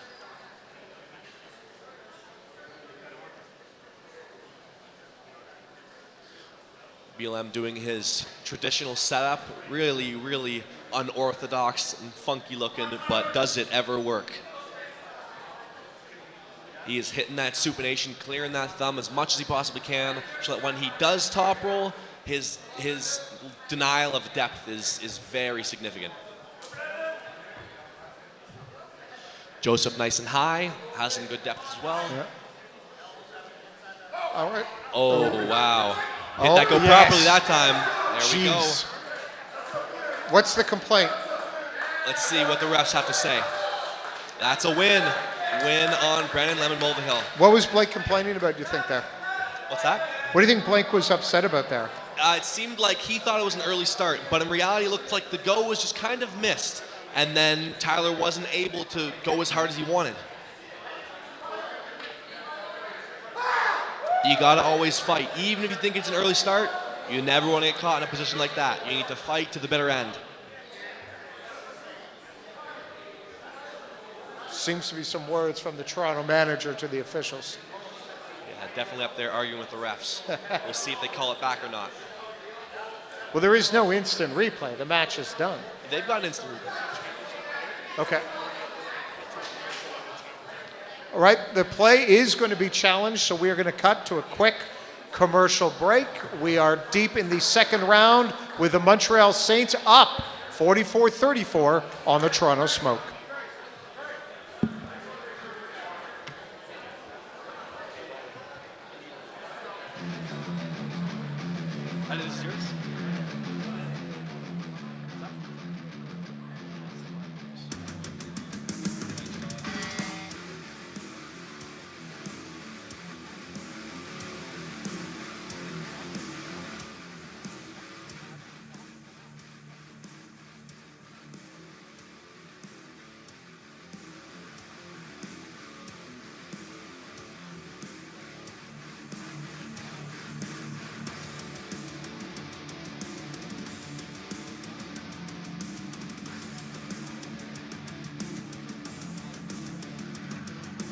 Backyard arm wrestling, this is tough. The world's first team-based arm wrestling league. Think NHL or NFL, but here, every point is earned at the table. Using the MAC table and rule set, we get matches started faster, athletes have more room to fight. And matches end in decisive pins. 2 teams, 4 weight classes, 32 matches. 4 rounds of non-stop action. It's not just strength. Managers call the shots, substitutions, lineup changes, and gambles to earn double the points. Flash pins, shoutouts, pulling up a class. Every pull matters. First to 100 points or the highest score at the buzzer wins. This is arm wrestling evolved. This is tough.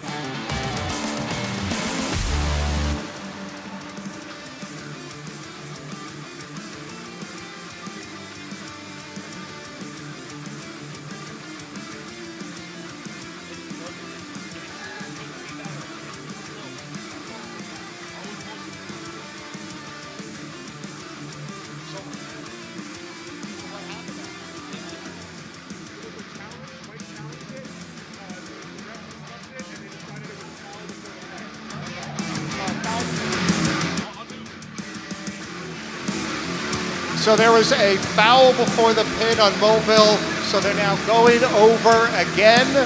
The challenge by the Toronto Smoke has indeed worked. So Brandon is now on 2 fouls. If he gets 1 more, that's a foul out. Ooh. And that's the worst way to do it because he gets so many points for the opposing team. He's got to make sure to hit that go perfectly, or else it's going to be a very sad end for what could be a great match.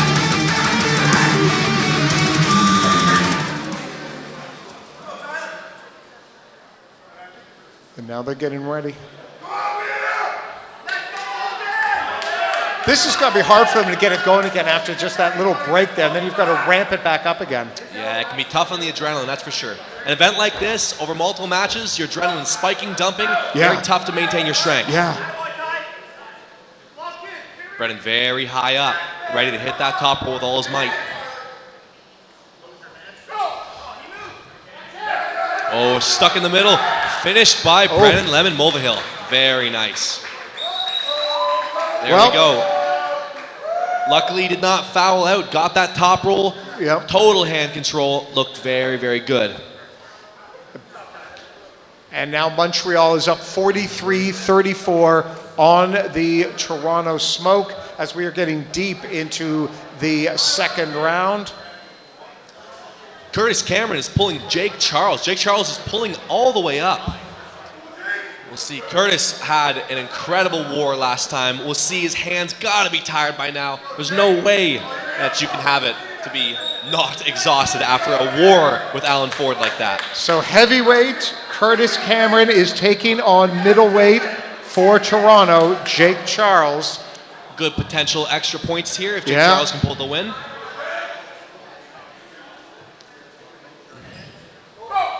Oh, way too much from Porkchop. That's a flash pin as well. That's that was a flash. Dominant victory. Yep. That's the thing.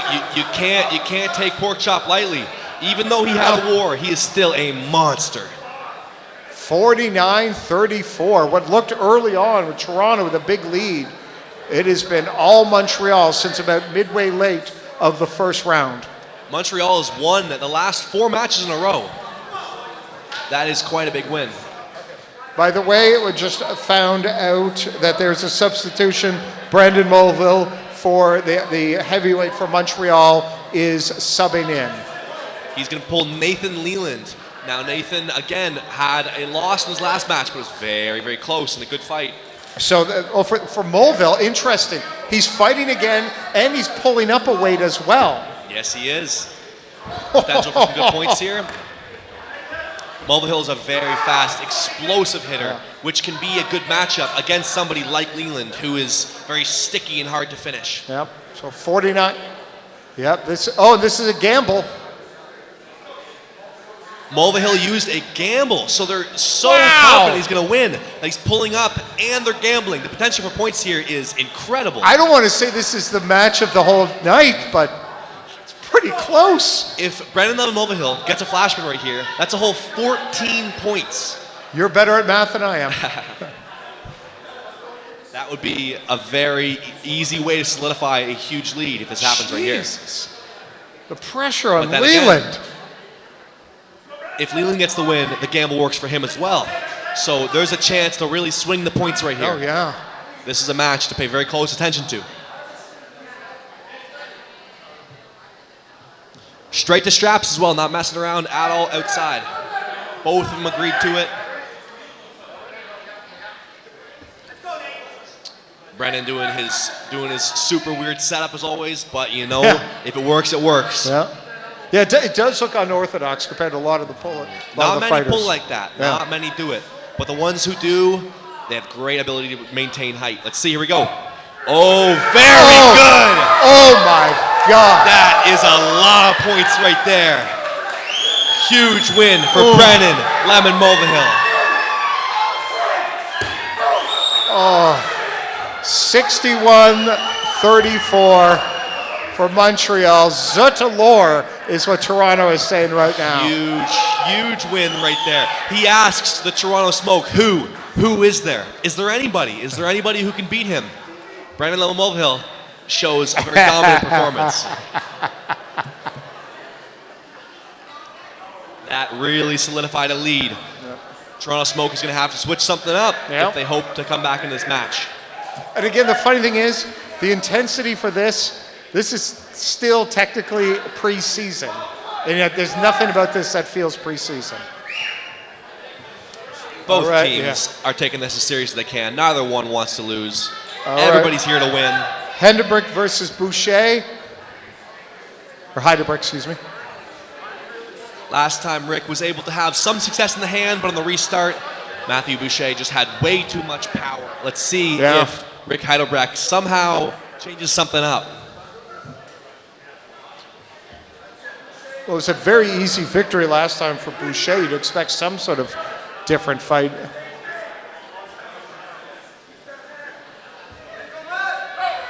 Oh, good start, but oh no. We may have an injury. Yeah. Oh, that's never good. Yeah. They're not going to continue fighting. It looked like a bicep injury there for Heidelberg. That's the harsh reality of professional arm wrestling. Injuries happen. All right, we're going to be going to a commercial break. Right now, the Montreal Saints with a 61-34 lead over the Toronto Smoke.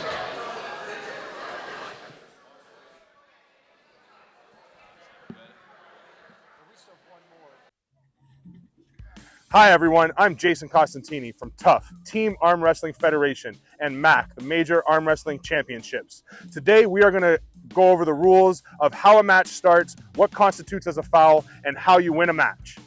All right, everyone, this is the MAC Arm Wrestling Table by Major Arm Wrestling Championships. It consists of centered elbow pads that have a 10-inch by 9.5-inch playing surface surrounded by a 1-inch red border considered the warning zone. There is a 2-inch circle in the center that signifies the neutral zone of the table, and the elbow pads are depressed by 3/4 of an inch. The pin pads are 3 inches from the elbow pad surface.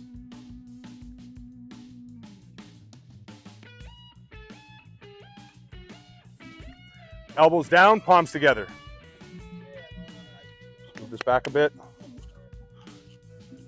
Webbing is even. Close your thumbs. Close your hands. Go!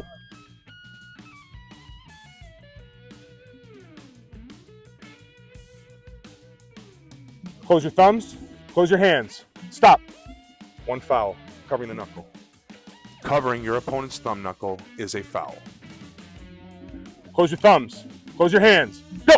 Stop. Foul. Early start. Any movement off center or bending of the wrist before go is a foul. Close your thumbs. Close your hands. Go! Warning, warning. The red border is a warning zone. You are allowed to touch it, but if you ride on top of it, you will be given a warning and told to get back on the playing surface. Once back on the playing surface, the match is live. But if you repeat this and get a second warning, it is a stop foul. All fouls are stop fouls. If you clear the border completely or fail to correct the warning, it is a foul. Close your hands. Go! Warning, warning. Stop. Lifting your elbow is not a foul until it clears the 3/4 inch depression. Then the ref will call a foul. Stop. Elbow foul. Close your thumbs. Close your hands. Go. Stop, stop. Shoulder foul. Close your thumbs. Close your hands. Go. Stop, stop. Shoulder foul. Close your thumbs. Close your hands. Go. Stop. Shoulder foul.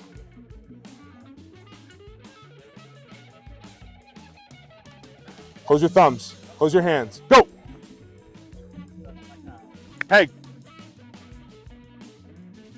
Peg, peg. Stop. Peg foul.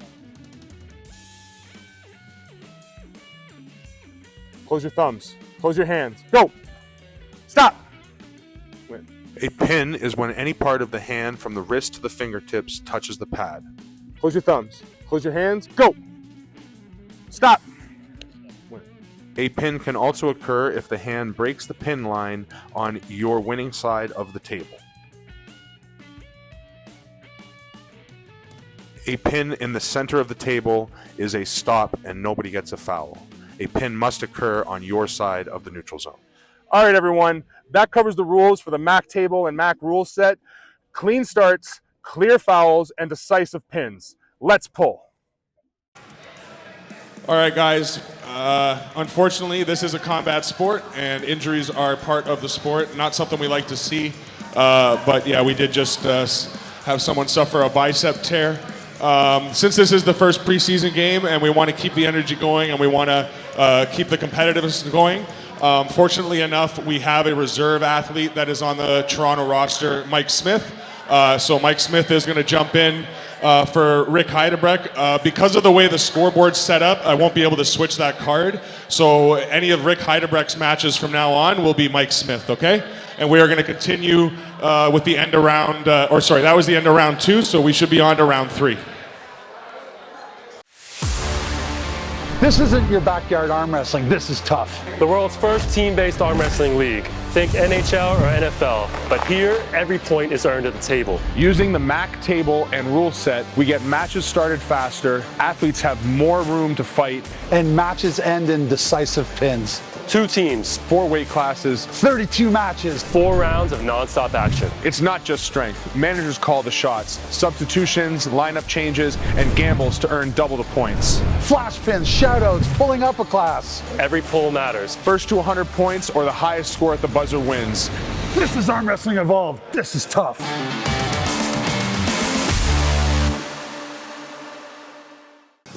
All right, the third round is coming up in just a moment. And as a reminder, with the bicep injury to Rich Heidebrecht, if you see him on the scoreboard, he has been replaced by reserve Mike Smith in the super heavyweight division. One quick question. What does tomorrow feel like for these fighters? What does it feel like for you after a competition?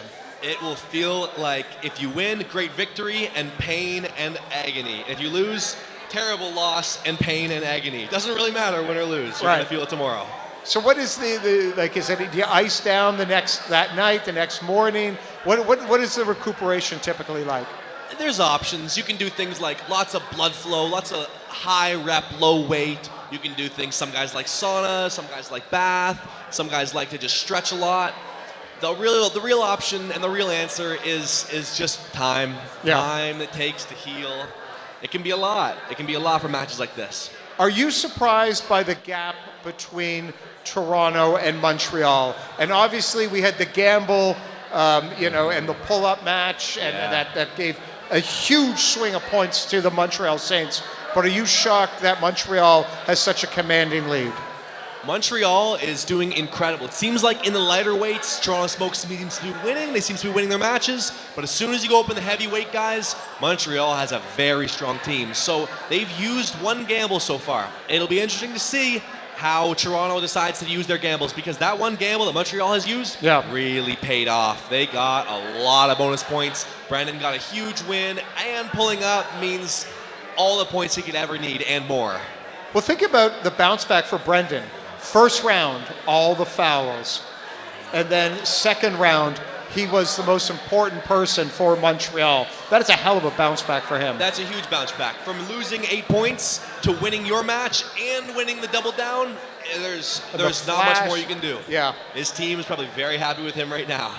What does Toronto need to do to get back in this? And I mean, I don't know if there's anything the coach can do to the team. I don't know, any substitutions or just go for wild gambles. But, I mean, at this point, if I was going to use a cliche football vernacular, you've got to almost go for the Hail Mary here. You do. You're right about that. I think they're going to have to switch up who's pulling who. They're going to have to change some of the rosters, maybe have certain guys pull up, maybe do some certain last-minute subs when they see different matchups. But really, the big thing they got to do is they just got to win. They got to win in any way they possibly can. They got to dig deep.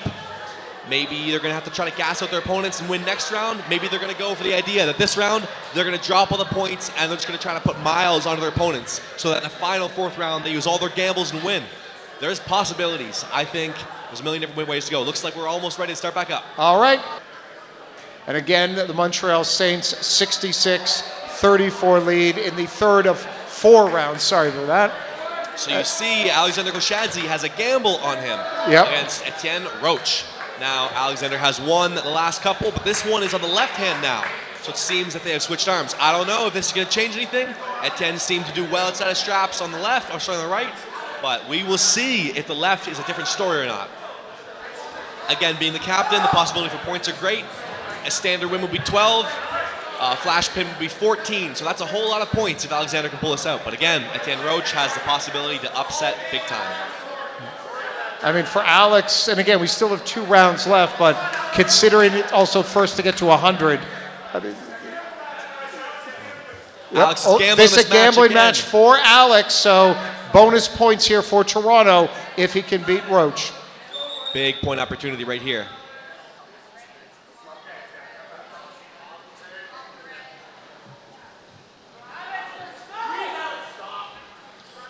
Both kind of loading up, seems like a coincidental. Etienne looking good from his hit, but again, it was not quite a real go, so we'll see if Alex can do anything different when the go actually really starts. Etienne has an opportunity to shut down the opponent's gamble.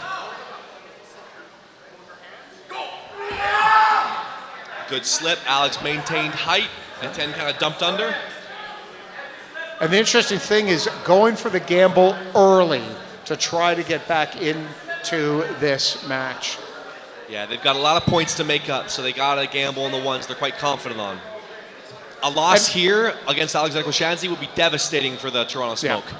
So they really got to win. If you're going to gamble anyone, Alex is someone definitely to gamble on the captain who's been excellent for Toronto. Exactly, and gambling your captain is always a good choice because you get an extra point guaranteed, which if you win, is an extra 2 points.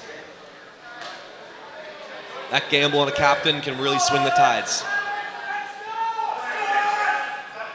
Alex looks nice and high. Etienne in with the shoulder a little bit. This one's taking a while to get going.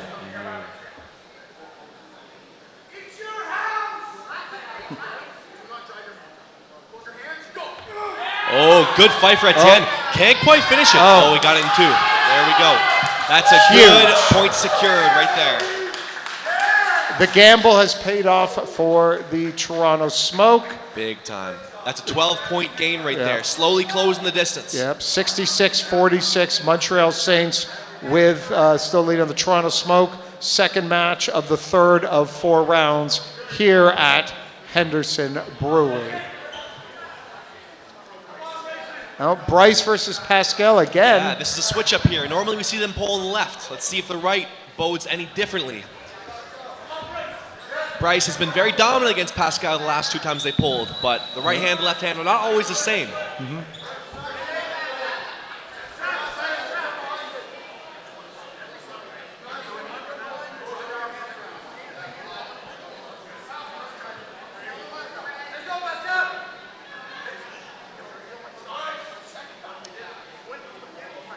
What's Foul on what's the, Pascal Gervais.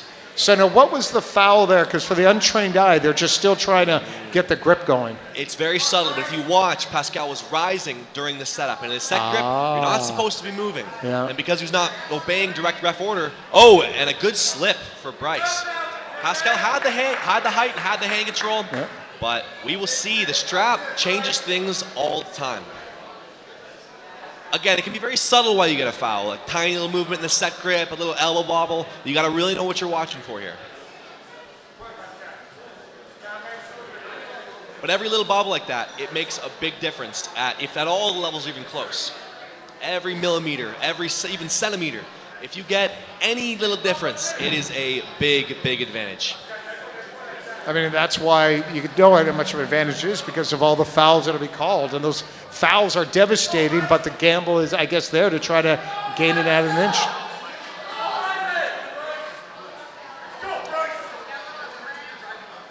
Pascal keeps fighting high against the ref. Let's see. Good start. That's a lot of power. The elbow was lifted, though, before the pin. But that results in a foul out. So that's a whole 8 points for Bryce Zachariah. That's the best he possibly could have done that round. And now it's just a 12-point difference between the Montreal Saints at 66 and the Toronto Smoke at 54. That's the thing about a sport like this. It can switch so fast. All you need, a couple concise and dominant victories back-to-back, and things really change. If you look here, Jake Charles has a triple header. He pulls 3 matches in a row. They must be doing something crazy. Maybe they're trying to let their guys rest on the side. Maybe Jake feels awesome and he feels like he's ready to demolish as much as he can. Either way. Wow, 3 straight.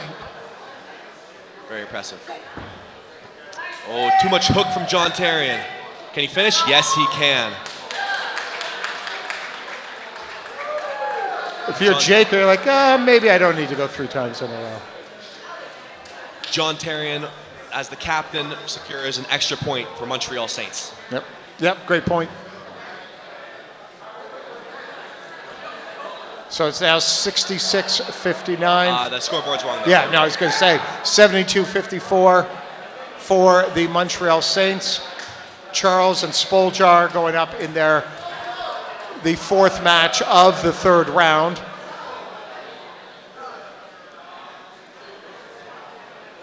How many have you ever done in a row? Not like this. Normally, if you're doing it in a row, it's one person back to back. Right. Switching up 3 different people, that's got to be exhausting. Jesus. Yeah, the taxing, the amount you get taxed in your central nervous system when you're having a go. Oh, they call it a foul. Foul on Joseph Spoljar. He went early. My question is, why would the Toronto captain allow for him to fight 3 times? Must have a plan. Maybe he's giving a rest to his opponent. Maybe he's giving a rest to Blake so that Blake can heal up and go next round harder.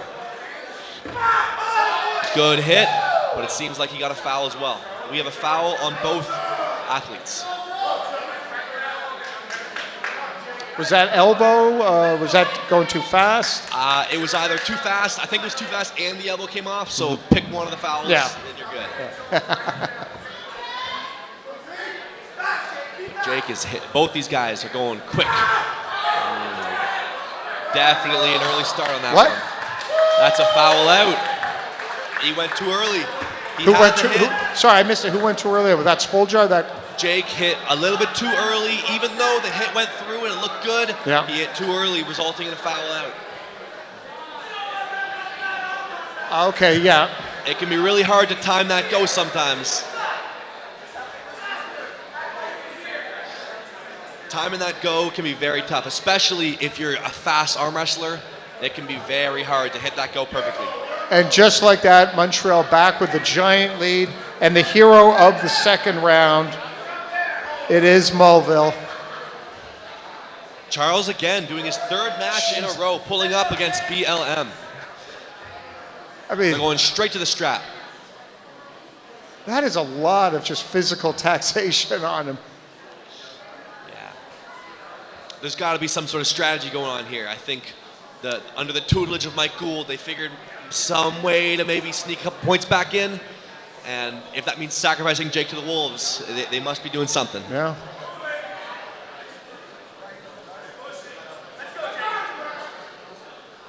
Again, BLM has been showing a very dominant performance. He won his last one and then pulled up and won that as well. So for Jake to get this win, that would be very impressive because Jake is pulling up as well, trying to get that extra point. I mean, this would be huge for Toronto. Huge win for Toronto if they can secure this. Oh, but no, they cannot. Most definitely a flash pin. Oh, yeah. That's power right there. I mean, the MVP of this day is Mulville. And it's, oh, and there was a gamble used on that. what's that? So they used a gamble on that. That was a lot of points right there. Gamble, flash pin, that's a whole 12 points for that team. They are really gambling on Brandon Lemon Mulvihill, and that gamble is paying off. And Montreal is now 8 points away from winning it because, again, it's first to 100 or on the completion of 4 rounds. If Curtis Cameron here makes Alan Ford foul out of this match, that's an entire victory for the Montreal Saints. That's it right there. That's 8 points, and that's done.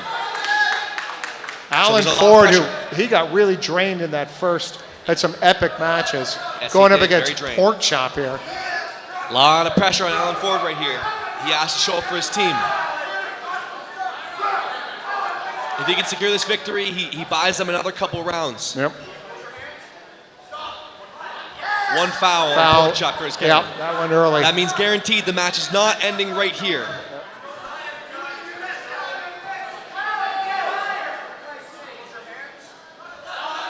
Oh, he's trying to go fast. Yeah, they're both being very antsy.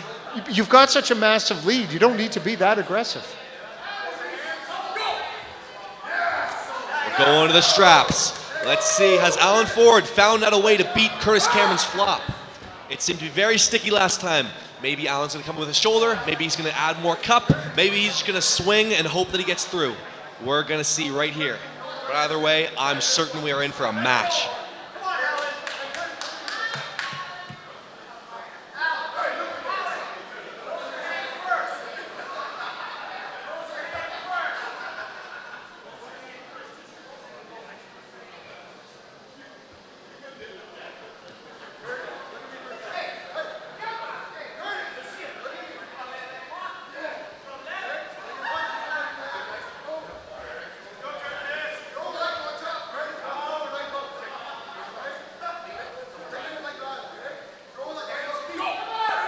Good start. Yep. Good start. Pork Chop see. Oh, transition to the flop.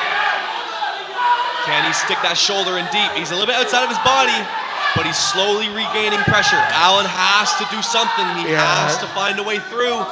He has to either get the shoulder behind, drag him out. He's trying to get the shoulder in, but it's going to be tough against Pork Chop, who's already got that shoulder deep inside and lining it up to finish with the flop.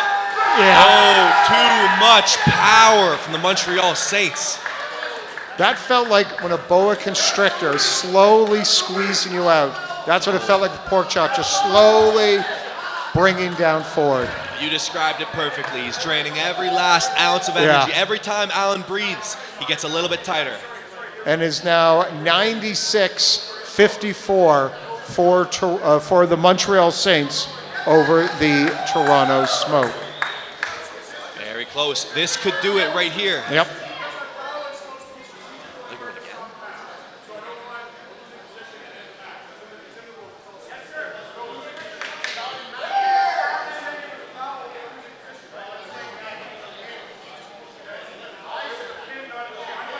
Seems like they're going back on the call. Or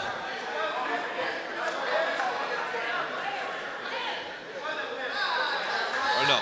No, they are not. They changed their minds.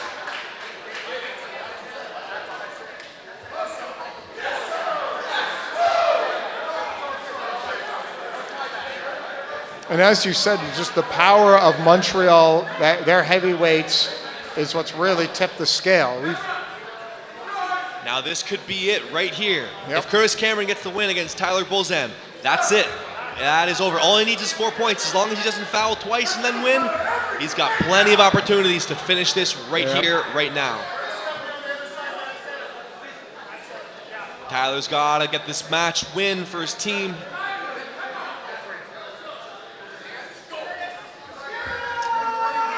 Oh, Quite a fight.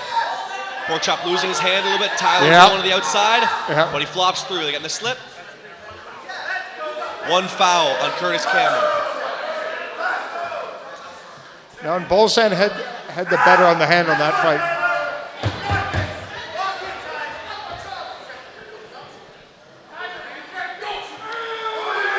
Much better from Porkchop outside. They're going straps.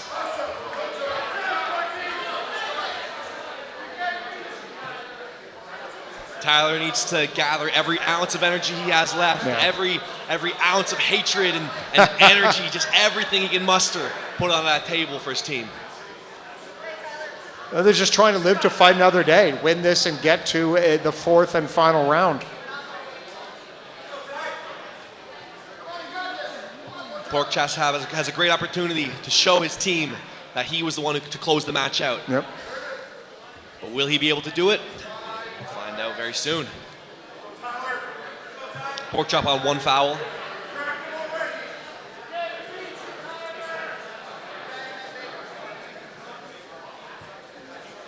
A little bit of trash talking from Bolzan there. Porkchop breathing deep, getting ready, calming himself down before the big fight. Yeah. I mean, that's a different shade of red for Porkchop's face.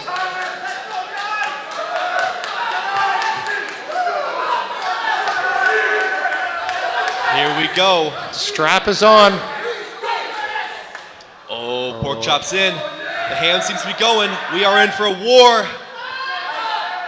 Can Tyler pull him out of his shoulder? The hand seems to be going from Porkchop. Yeah, you could see. Oh, but he can't quite finish. No. He can't quite finish. He's got a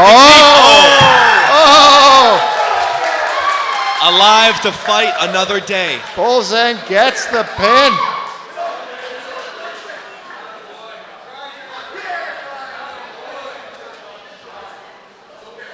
Porkchop was not the closer that his team probably wanted him to be. Of course, the fourth round basically is going to need Toronto to go on. They got to run the gauntlet.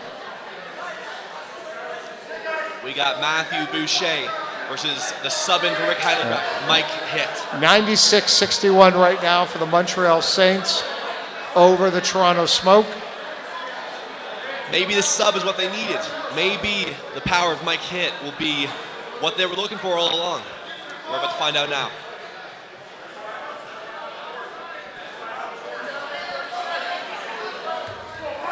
Oh, so here comes the replacement, Mike Smith.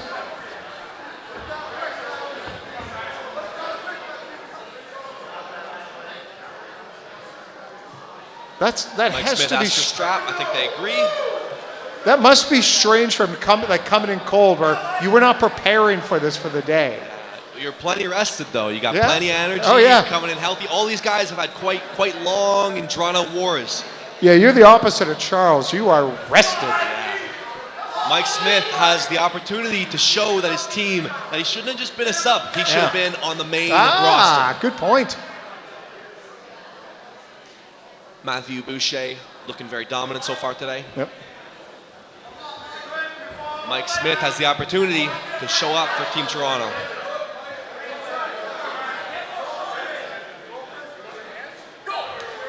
He sticks it. Oh, and that is it. That's it. Matthew Boucher secures the win for the Montreal Saints. And the Montreal Saints defeating the Toronto Smoke.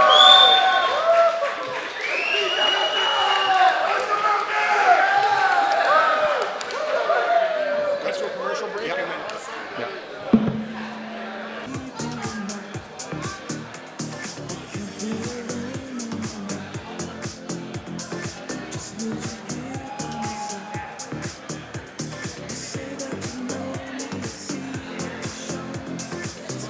Great job, boys.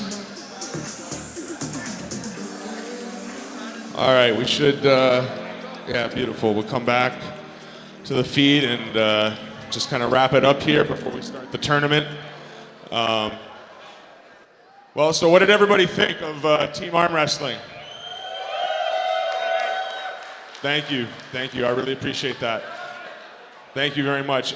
So congratulations to Montreal Saints for winning the first preseason game. Obviously, they were able to implement the 100-point win threshold, which part of the format is to create that kind of aggressive nature that they went after of using the gambles and the point system to try to secure the win. So it was really exciting to see that. So the Montreal Saints will be getting a $2,500 prize money that they will get to decide how they want to split amongst their team. And then we will be announcing the MVP of the game later this week. And after we've analyzed the stats and kind of decided who we think earns it, I think my initial assessment is that it's probably BLM. But they will get awarded with a MVP cup, and you'll get to see posts about that later this week. Anyway, thank you guys all so much. Thank you everybody who watched online. This is just the beginning.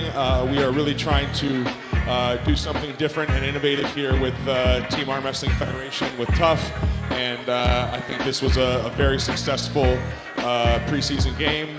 And again, thank you everybody who's helped us do this, help us put this together, and thank you everybody for being here. So.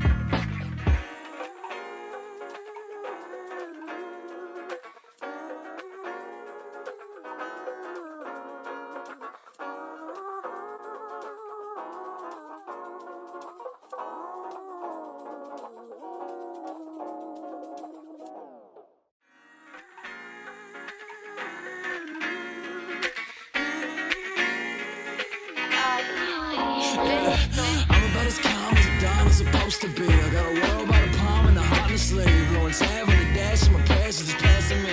You know what I really wanna see? Yeah, it's my words achieving their dreams. Yeah, riders say you want me to pull back in the make back, me come back. Hate no point, settling for a Hellcat. Better go to put a east side on the map. And after that, it's nothing but back to back to back. Victories like 91, 92, 93. Go for a rip like Scotty P. Rocking tempos on my feet. Blowing